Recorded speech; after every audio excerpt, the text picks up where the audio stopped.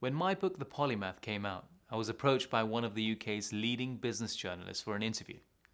Andrew Hill, the Financial Times' management editor, wanted to learn more about how a polymath could add value in a modern corporate arena. We agreed to meet at Leonardo da Vinci's Virgin at the Rocks painting at the National Gallery, where we discussed this at length. He also told me about his own book that he was publishing about another great polymath, John Ruskin. Following this interview, he published a popular article in the FT and has since championed the value of the polymath in the workplace. So if you're interested in learning more about the hidden benefits of being and hiring Jacks and Jills of many trades, check this one out.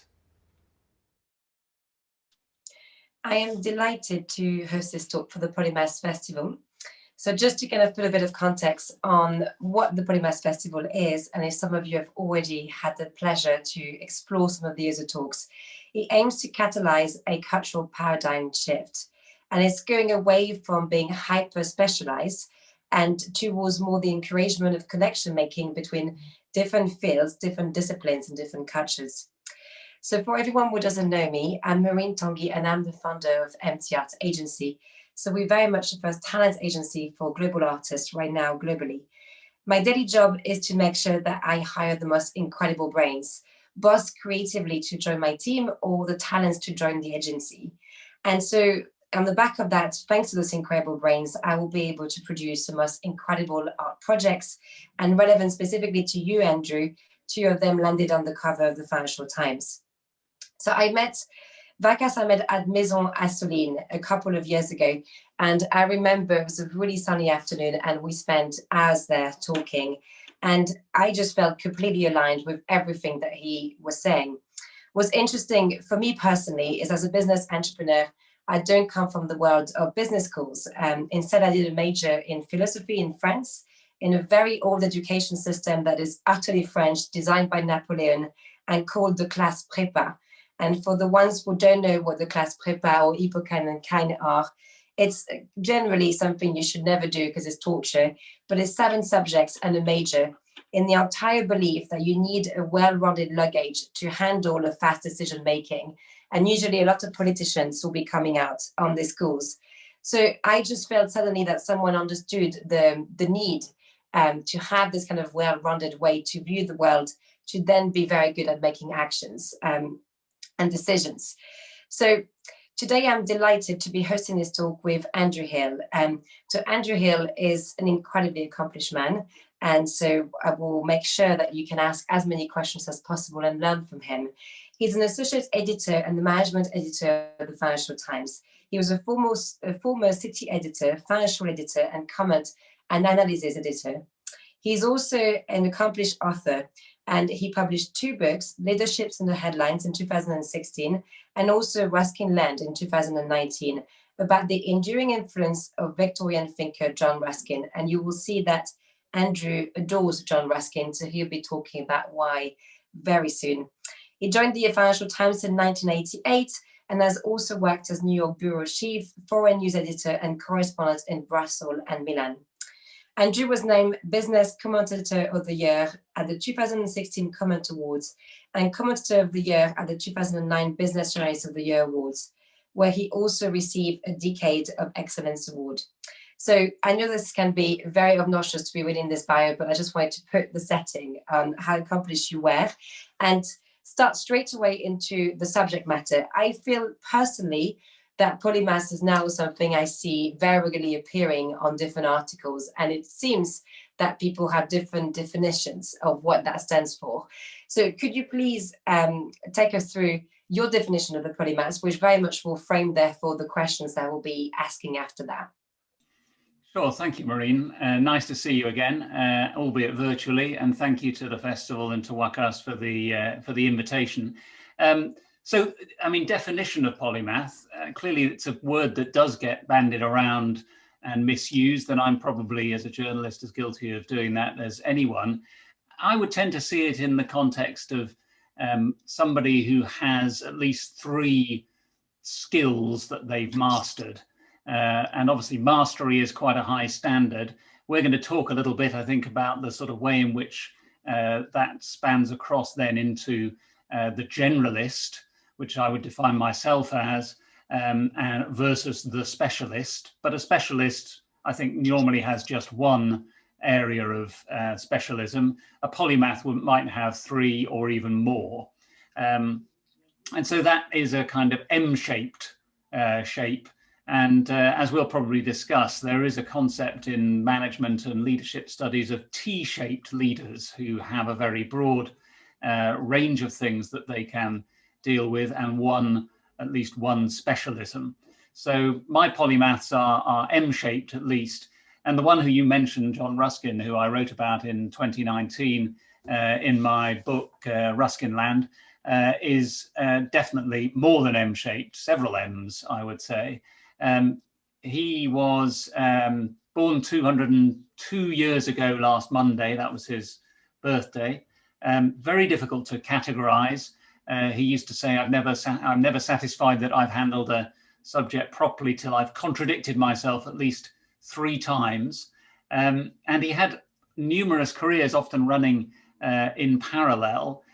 From about the 30s and 40s to 1860, he was essentially an art critic. But then he surprised everyone by switching and becoming more of a social and political critic and commentator. He was raised in a sort of strict Protestant evangelical tradition, literally learning passages of the Bible from his mother. But he underwent a sort of unconversion, as he called it, in his late 30s, as he realized that partly through the Catholic art that he loved, that the old tradition didn't have as much for him. He described himself at different times as a violent Tory of the old school and a communist of the old school. And it's difficult to imagine any sort of modern personality, which is where we get into this discussion of polymathy, who resembled him. So you have to really think of him as being an amalgam of more than one person. So he was a sort of Stephen Fry in his encyclopedic knowledge of art, history, and culture. And he had the same sorts of pulling power in later life, a great drawer as a lecturer and a public speaker, attracting lots of sellout audiences. He was somebody who had the sort of desire to challenge of journalists like Andrew Marr or Emily Maitlis, and also polemical and polarizing, like a Boris Johnson before COVID, or a Jacob Rees-Mogg in his nostalgic harping on about the past. And yet some of the progressive instincts of people from the Green Party, such as Caroline Lucas, although he really hated party politics, he was first and foremost a sort of scientist. His early passion throughout his life, sustained throughout his life, was for geology. So he had the kind of scientific curiosity and precision of somebody like Brian Cox.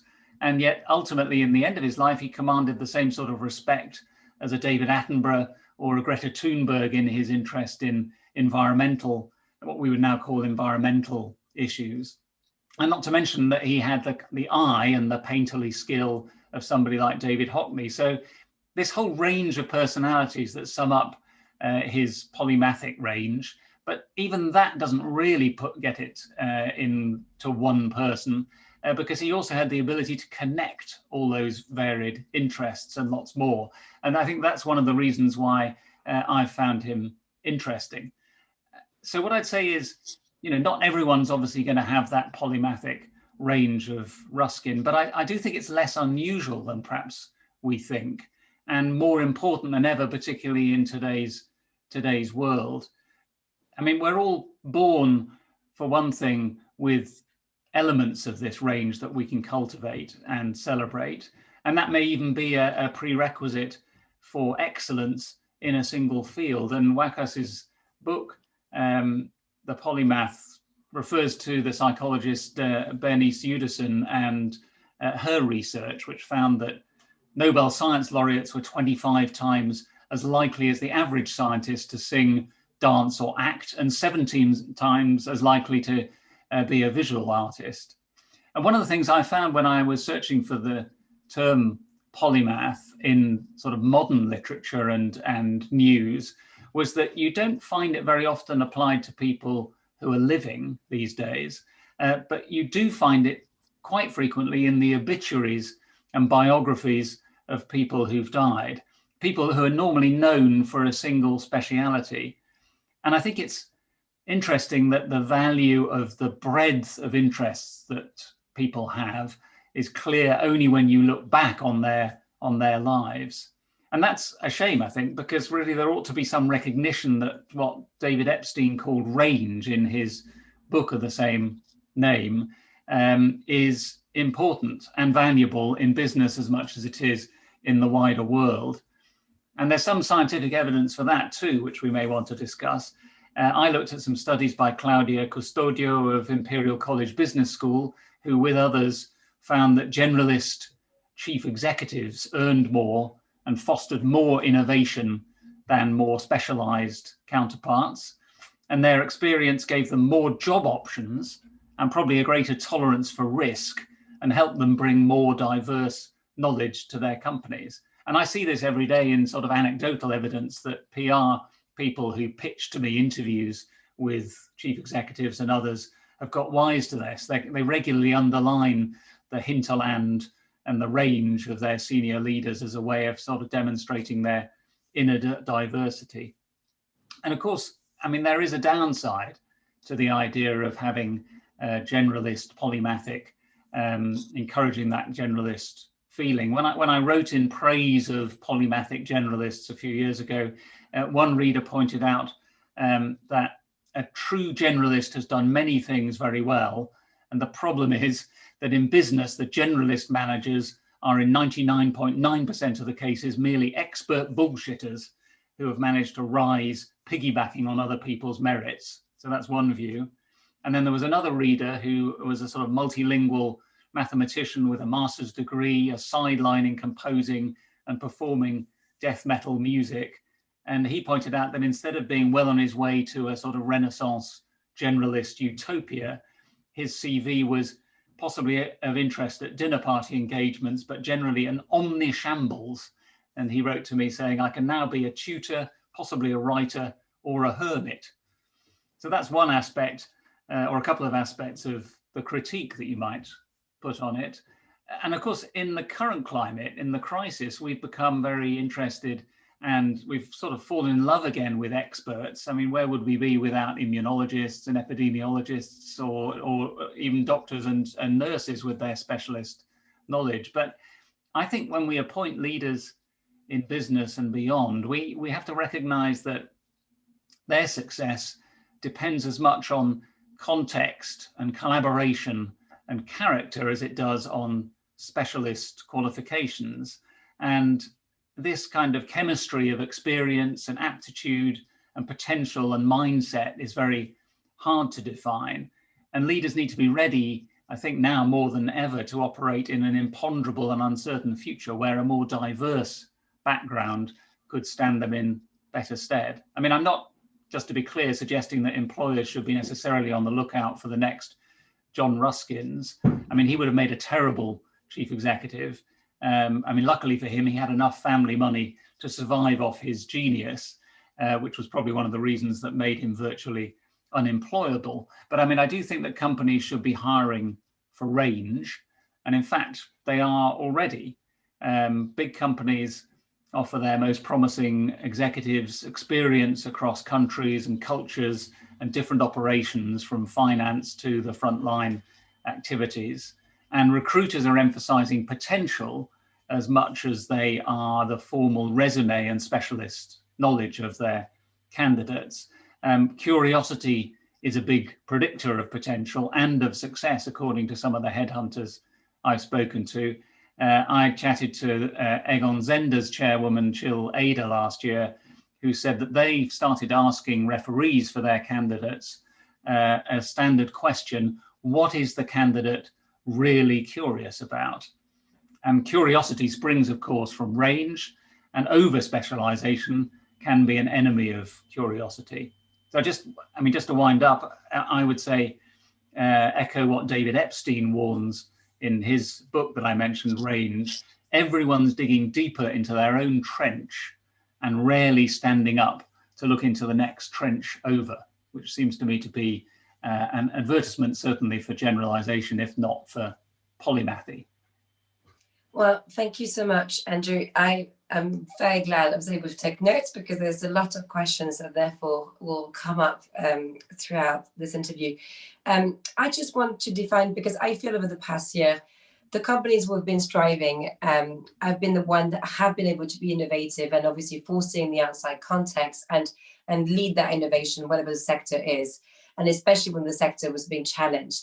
So can you define how and why being a polymath as a CEO would therefore, what kind of innovation are we discussing, and how is that fostering that innovation? How can one therefore make sure innovation at the heart of the company, using your learning and being a polymath as well? Can you define a bit more the idea of innovation and being a polymath? Oh, well, I'm going to probably paraphrase wrongly some of the research that I mentioned, Claudia Custodio's research. But if I recall rightly, I mean, one of the reasons I think that generalist and polymathic leaders might be better at encouraging more innovation is that they have more sight of more areas than the specialists might do. So it kind of dovetails with the idea that innovators need to be able to kind of embrace failure. So when a project, an innovative project, is launched, it needs to be launched with that idea that it's a risk-taking operation. It's going to be something that may not happen, but that you will learn something from taking the risk. And so failure is built into that. I'm a little skeptical that, you know, one should go out and celebrate failure, but you certainly have to be ready to accept it. And the research shows that those non-specialist chief executives were better when some of those projects didn't succeed at being able to move across and back other projects. Their range gave them the ability to say, okay, we're going to now go into this other area that we may not have thought about. And this, I mean, to go back to the Ruskin parallel, it's to do with that ability to join the dots, to be able to say, you know, I can see that there's something happening here which allows me to innovate in this area and combine two elements of two diverse areas, where a specialist, in the trench metaphor that David Epstein had, you know, maybe so deeply into their own subject that they're not necessarily seeing an opportunity that works in a different area, which might be just next door or even further away. Yeah, it's interesting that you straight away talked about failure, because I also feel that if someone, you know, if someone was to kind of put the risk all in one place and was someone that was obviously overly specialized, failure and risk would take on a very different meaning. If you are multiplying the risk, multiplying the ideas, then failure is just one of the many, which therefore also the failure has a lot less impact, because it's one of many ideas. And I think, you know, if I look at successful companies, there's always that thing with Amazon that they create many ideas every month and kill many in the process of it very quickly. But that's also the idea that failure here is one of many, many, many ideas or failures, more than obviously if you're concentrating solely on one thing, then the psychological impact of failing this is I think a lot harder to bear Yes. than multiplying the ideas. Yes, you've just on that. I mean, you've made me think of something. We've just recently had the death of Michael Apted, the director who produced those 7-Up series following children from age 7 every 7 years and looking at their progress. And I mean, I recall from one of the more recent ones, one of them was, I think, a physicist. And in the most recent episode, he was talking with some regret about how he had taken a step at a certain point early in his career. He had chosen a particular area of deep specialism to go into, which turned out to be not the area that was the most exciting in his field. And therefore he had gone so far down there that he couldn't then reconnect to another area. So of course, the counter argument would be, if he'd chosen a vital field of research and had gone into win it and won a Nobel Prize, we would now be saying, well, we love the specialism that he chose and the way in which that he developed that. But I think from a leadership point of view, the ability to be able to say, okay, that's not worked, we can now choose a different route and direct your specialists who you still need quite clearly. This is not a one or this is not an either or choice. That does allow you a little bit more flexibility as a business. And of Yeah. course, as an entrepreneur, the ability to be able to see a range of different possibilities is one of those skills that entrepreneurs need to develop. Yeah, and what I like very much about your definition is polymaths can be seen as a mere theory and a physical theory. Whereas here you're constantly bringing it back to execution, which is something I feel many people don't know about on how we can therefore enable that speed and that decision making, and exactly what you said about that precision as well. So that's really great. Following one article that I read that you did just after actually meeting the founder of the festival, you said that you also co-wrote it with Morten Hansen, which you mentioned a couple of times. And you kind of talked a lot about the connection of different disciplines and how it helped you foreseeing threats towards the business. Can you expand on that? I have a few answers. I'm sure this is also, especially in the COVID situation, is people who will be having the curiosity of looking outside their windows. But can you expand on what that means to be having a higher sense of awareness towards, again, the threats that may threaten your business? I mean, Morten Hansen is an academic I know, and who worked with others on the concept of this T-shaped leader that I mentioned earlier. And when I first looked at this, I remain a bit suspicious of the way in which it's been applied. The idea is obviously that you've got the vertical bar of the T that is your specialism.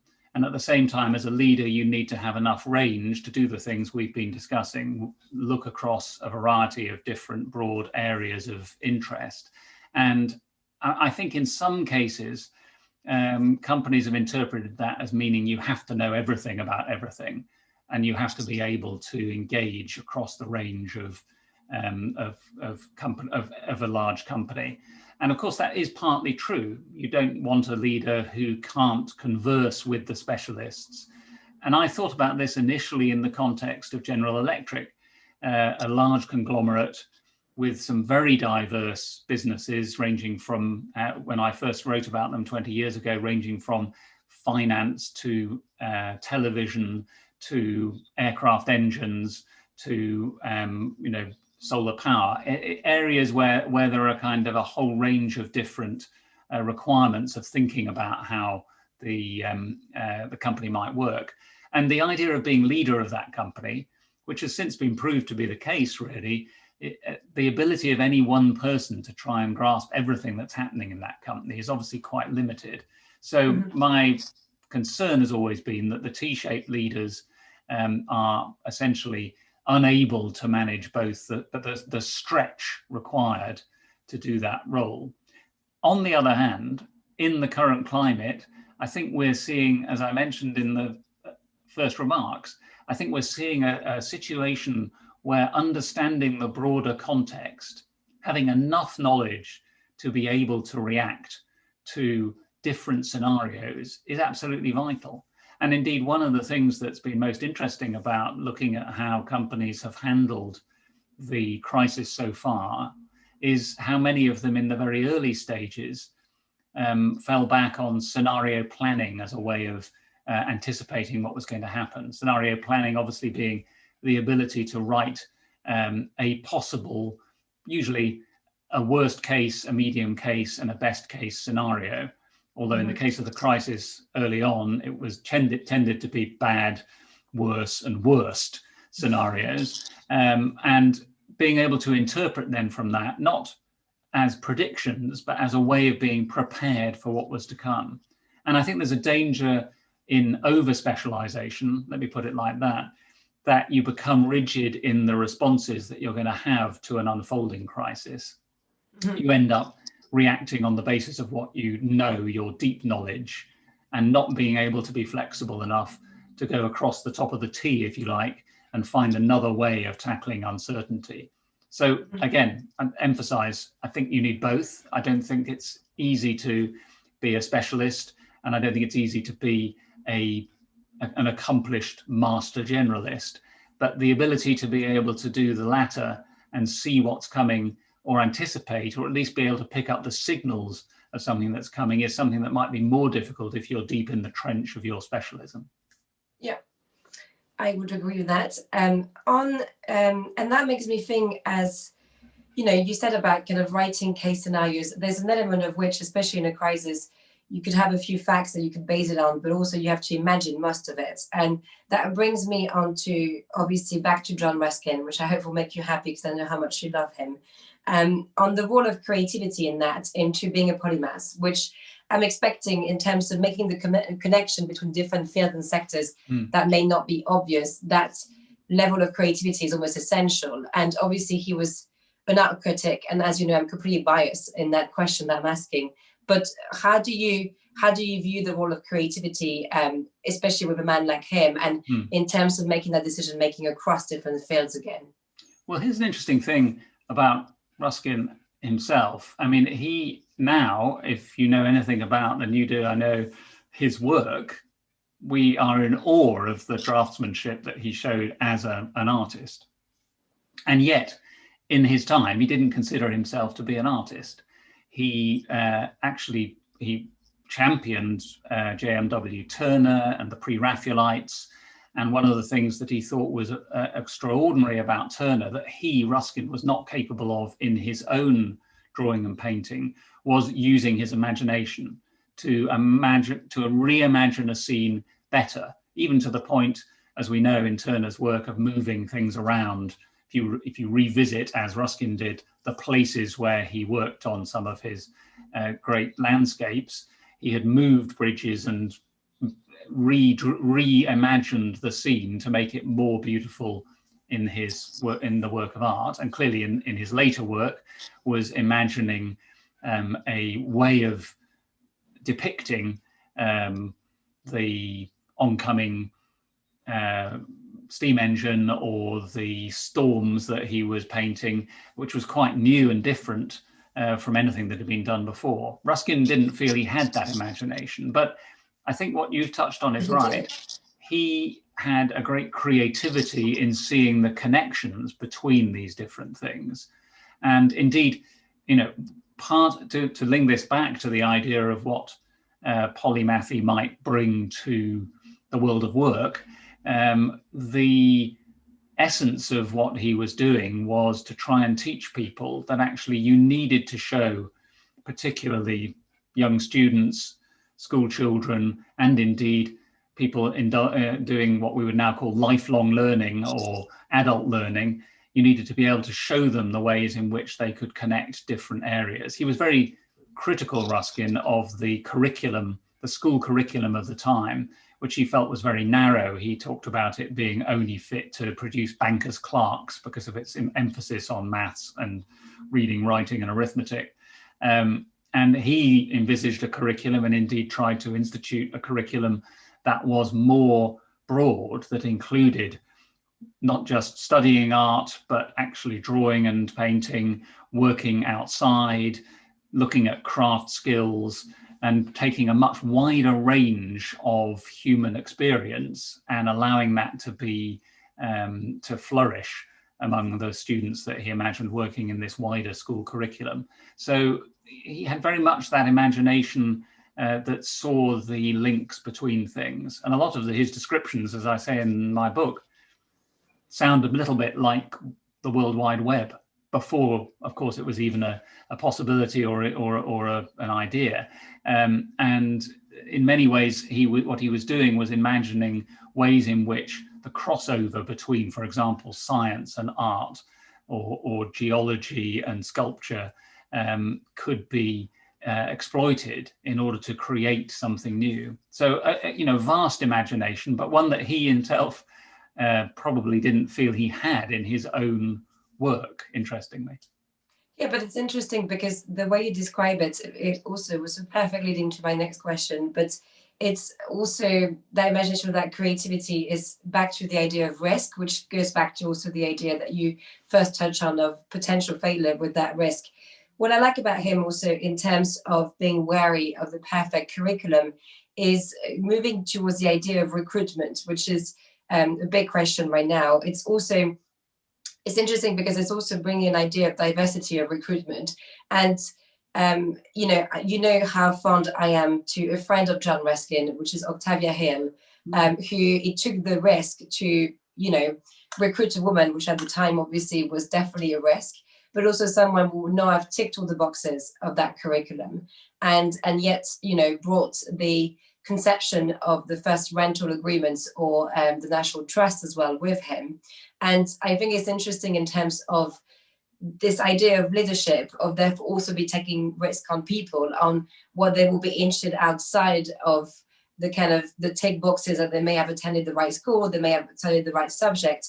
And you talk about it on also the idea of recruitment and how, people are now a bit more looking at that curiosity. But I think Octavia Hill could never have been recruited by someone who was merely looking at the right curriculum, because she just wouldn't have fit that bill. So do you want, is that something that you see as a positive? Because I think in terms of recruitment, we definitely need more diversity. And do you think that would align with that thinking of being a polymath as well?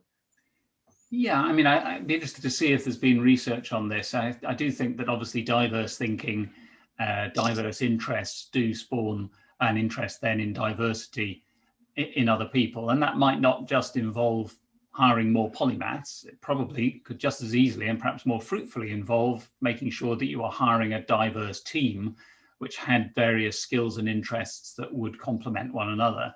I mean, you mentioned Octavia Hill. Maybe she'd take issue with being recruited by Ruskin. They had a rather odd relationship, but I mean, she, as you mentioned, was a philanthropist at a time when there was no public support for the poor, who was particularly interested in improving the very poor living conditions of people in London and elsewhere, and indeed bought, with the help of Ruskin's funding, a number of houses in Marylebone, which form the portfolio of a public housing association that still exists. So, and then from there moved on to become one of the people who was the co-founder of the National Trust, also inspired partly by Ruskin. So clearly, in her own right, a very diverse thinker with polymathic tendencies. And Ruskin, I think, saw some mutual interest in what they were doing, in funding her ventures, and in following his own desire to support people who were not as well off as he was. So I think, going back to the recruitment question, I think it's difficult, isn't it? Because we know that in the current climate, a lot of recruitment is being done. First of all, we're in a situation where more people are being laid off, and therefore the pressure, particularly on young people, to find a job at all is very strong.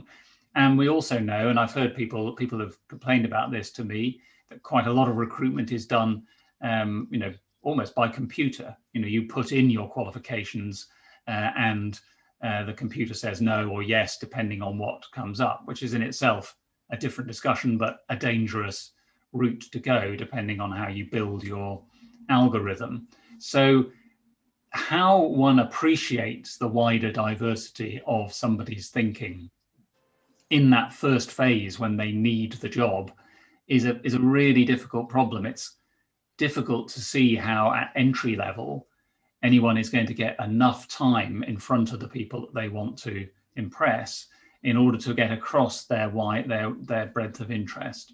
And it's obviously the case that in some disciplines, the qualifications, which will border on the specialisms of the person that you're recruiting, will become more important. I mean, I think it is definitely the case, as you then progress through one's career, that the tendency is to become more and more specialized rather than more and more general. And it's only then when you finally get to the point where you don't need to spend more time on your specialism and you've made it, that you start to say, right, well, now I'm going to indulge again in some of the things that I used to do. I mean, I wrote in the book about how thinking about Ruskin had made me go back to doing some of the things I used to love doing, drawing, painting, those sorts of artistic and creative aspects that had probably been suppressed in favor of my even quite generalist journalistic specialism.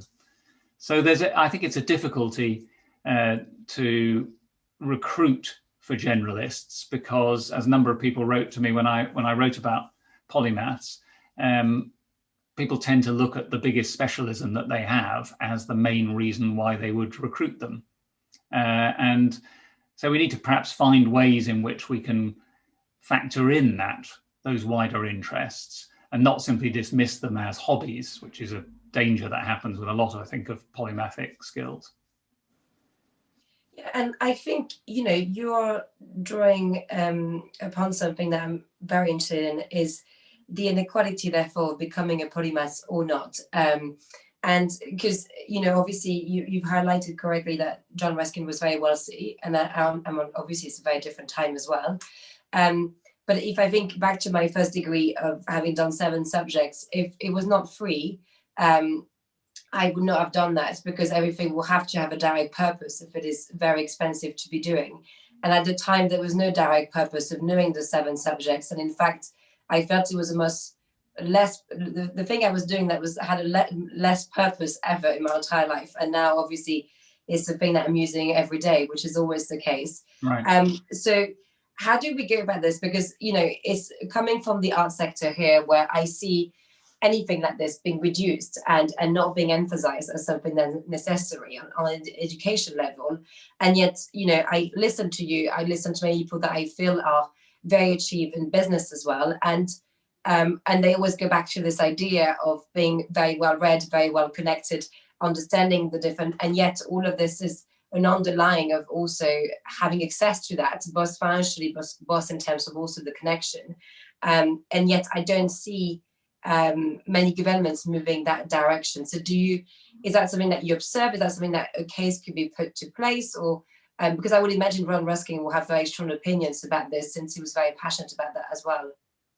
Yeah, I mean, as I said, he wanted to have the widest possible curriculum, and he wanted, even later when he was teaching at the what was then called the Working Men's College, when he was teaching artisans essentially how to draw, he saw that as a way of opening their minds more than turning them into great draftsmen like him. I mean, I think we have to be a bit careful here. Obviously, as you mentioned, he was extremely well off. He didn't need to work, and there is a tendency to think that privilege is the only way of being able to indulge then these wider interests. And the Working Men's College, which now goes under the title more often of the WMC, which is now in Camden, I visited for the book, and they were pretty clear. The art lessons, fine art, life drawing, pottery, those things were being attended essentially by the rather more well-off middle class, sometimes retired learners. And the real demand for their services was coming from people who couldn't even get onto the jobs ladder. People, often immigrants, learning the skills of early English language skills, maths for beginners, just in order to get onto the bottom rung of the jobs ladder. So to talk to them, to lecture them about polymathy and indulge your wider interests would seem absurd. So, I think one has to check one's privilege a bit on that aspect of it. But at the same time, I think my heart sinks every time I read about some apparently optional, nice to have part of the curriculum being lopped off in order to put more emphasis on STEM skills. I think Ruskin would have hated the idea that everyone was being pushed down a science, technology, and maths route, vital though that is for some of the jobs that we're now being directed towards.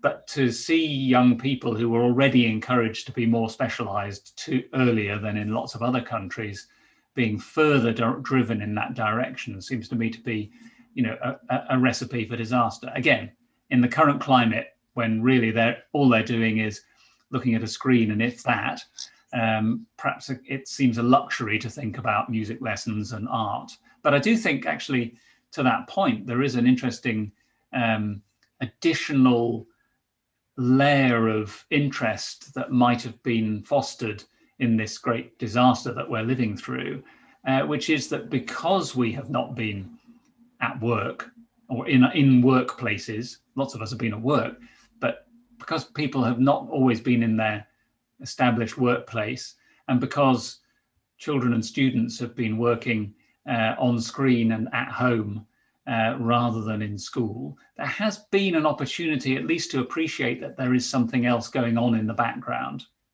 And so a point that we haven't discussed, but which is interesting to me, is there used to be this concept of, or there still is this concept of the matrix organization, which is arranged by discipline, function, and territory, for example. So you might in a matrix organization answer to the head of sales, but at the same time you would be doing sales for the region of Europe. And so a matrix could be established that would show your reporting lines to different people. And I've written, and I think that we have really seen in this particular crisis the development of the idea of a sort of matrix person, matrix workers almost, because those of us who have been working on virtual platforms have been able to see literally behind the person that is on the other side of the screen into their houses, appreciating the pressures that they might face from a family point of view. And also, I think, on a more positive point, recognizing that they have some wider element to their lives than just the specialism that they might be recruited for, or that we might be interacting with them for at work. And that's short of being full polymathy by my own definition. But I think it does suggest that people will come out of this potentially with a greater appreciation of the range of interests, at the very least, that their colleagues have.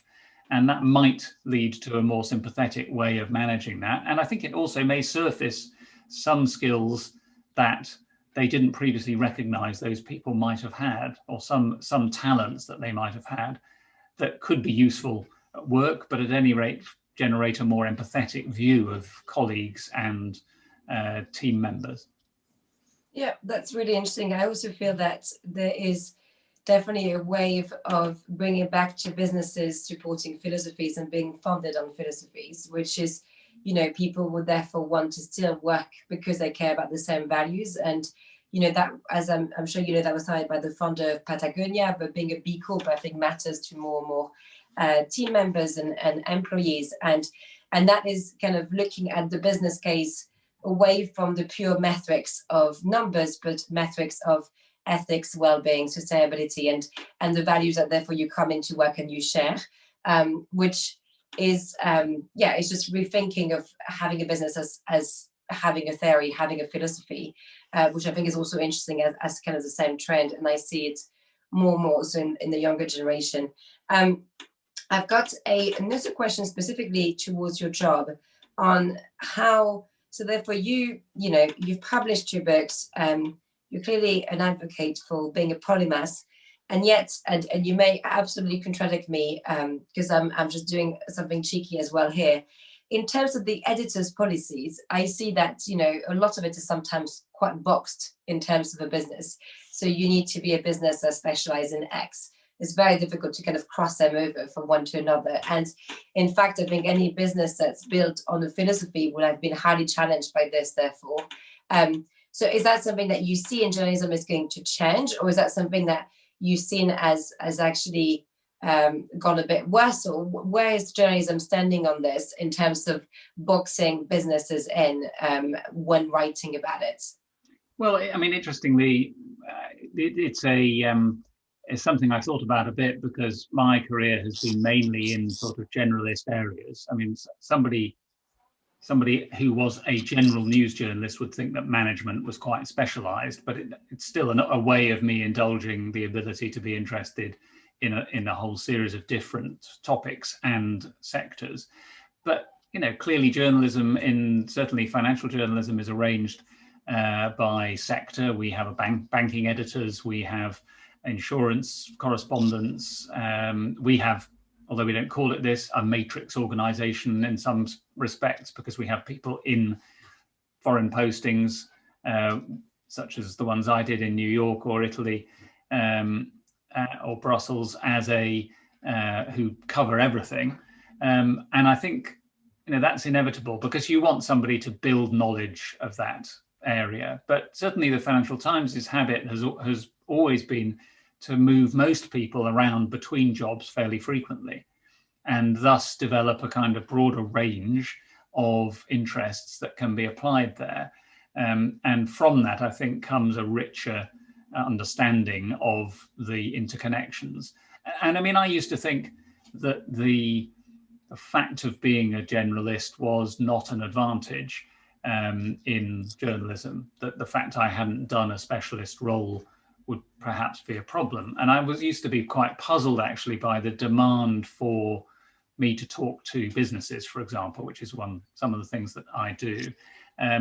But I recognized quite soon that actually, because even generalist CEOs have to be interested in the specific business of their company, they don't have much time to look beyond the boundaries of their company.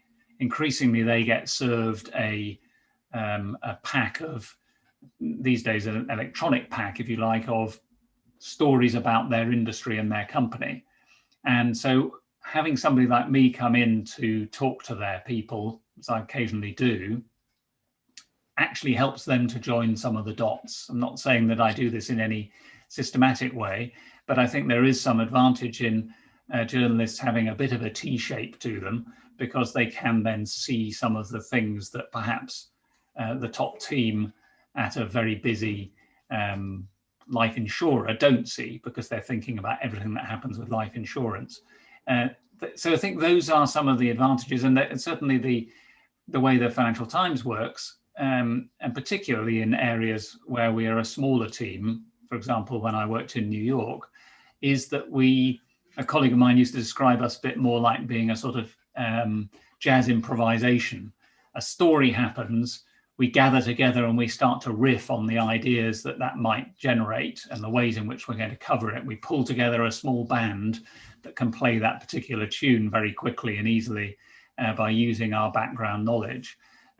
Other bigger organizations work much more in a siloed way. I know we've had my colleague Gillian Tett talking about her work on siloed organizations earlier in the festival.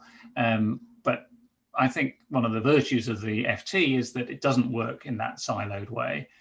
We are collegial, we do help each other out, we can put together teams from different disciplines very easily, and take advantage of some of the kind of ways in which we've been allowed to, those of us who've been there a long time, are allowed to work across different sectors and countries. Yeah, well, that's really good to know, and that is why obviously they have the reputation that they have. I have a final question, because I can see that there's one also from the audience, and we're obviously coming towards almost the end of the talk. My final question is 3 books that you would recommend for polymaths and leadership, that you would say, obviously outside of now, because I think we've extended on John Ruskin, but which are the 3 that you would say is a good reading to start on that subject? Yeah, well, I mean, I mentioned David Epstein's Range, which I really enjoyed as a book looking at that sort of generalist approach. That's certainly one. I can highly recommend Margaret Heffernan's book, Uncharted, from last year, which was written before the pandemic appeared, but actually she uses as one of her examples pandemic or epidemic preparedness.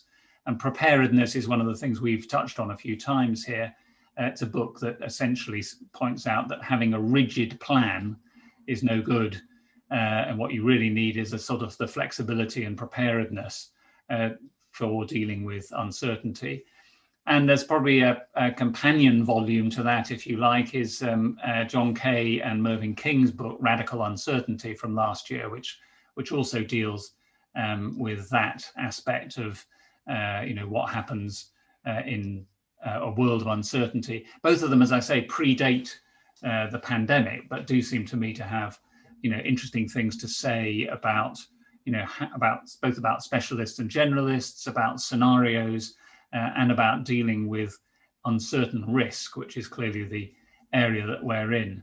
I mean, that gives you three business books, I suppose, which is and clearly I'd throw in my own Ruskin Land as the complement to those if I'm allowed a fourth one.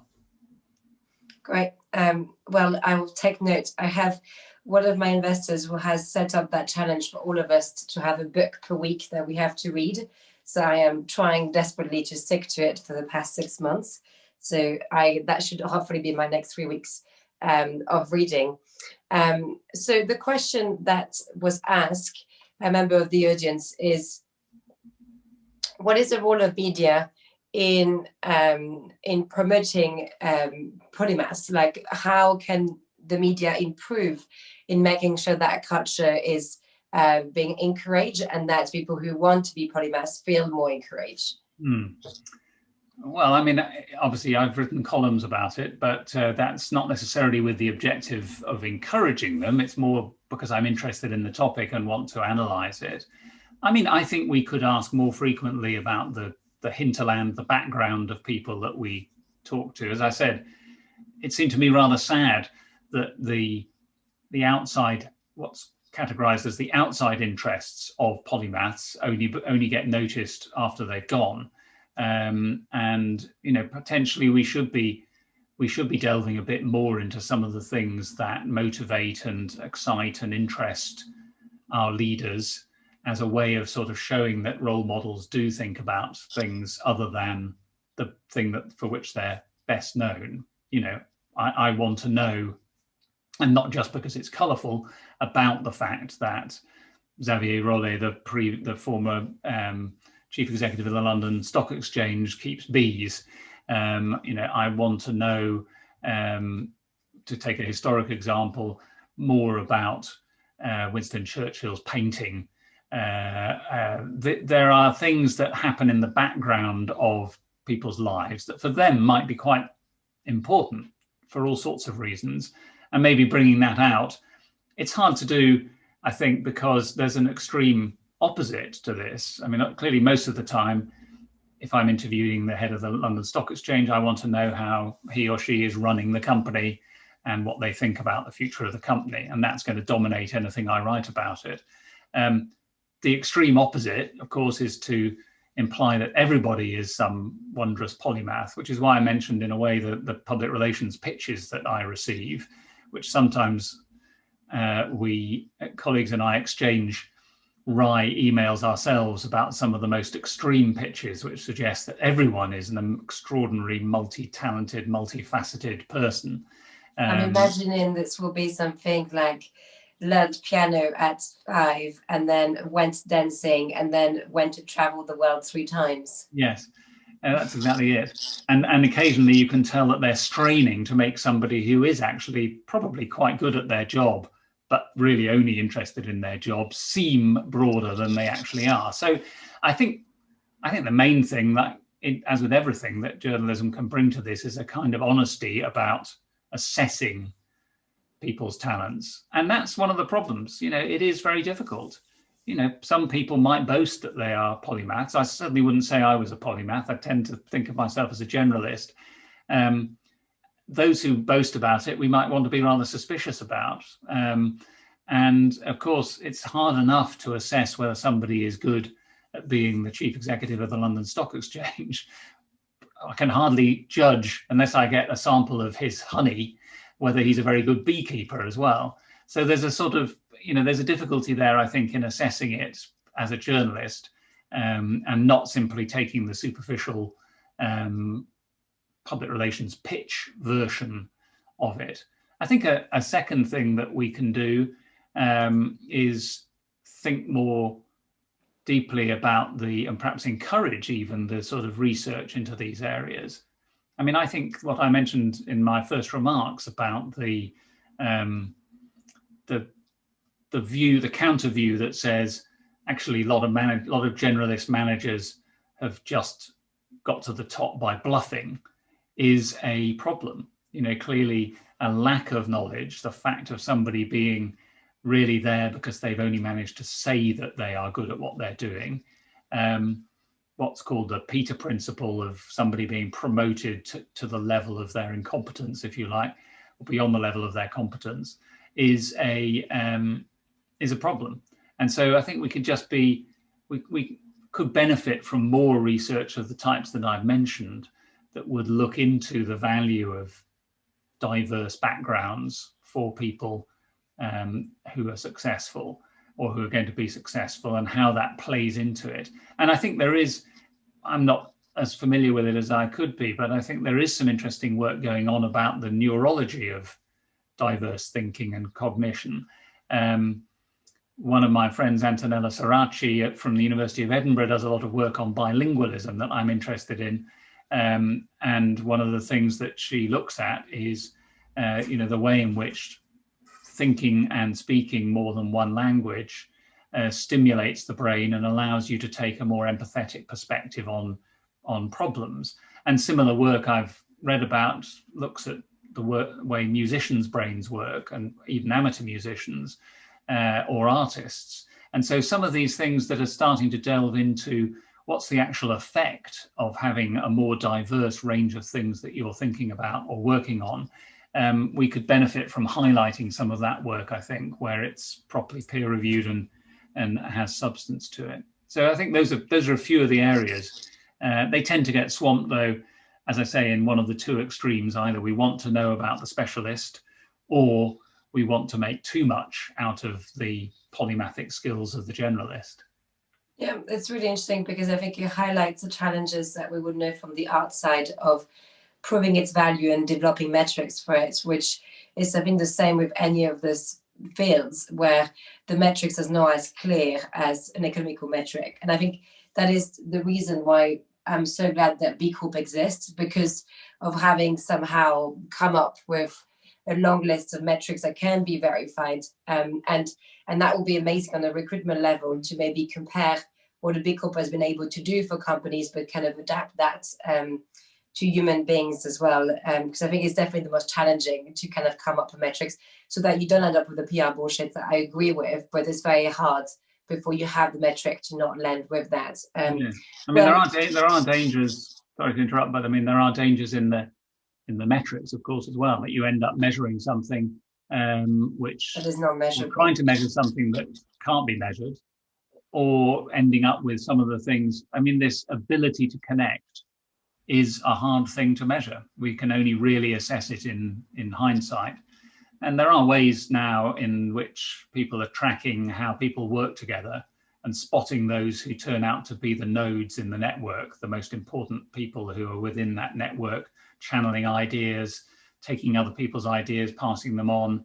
And that's another version, I suppose, of polymathy in some respects, that somebody who is actually doing that connecting work is doing valuable work that's been underrated and is hard to spot. Yeah, it's well, the challenge is also in its timing, and because it requires a much longer time spectrum to evaluate it.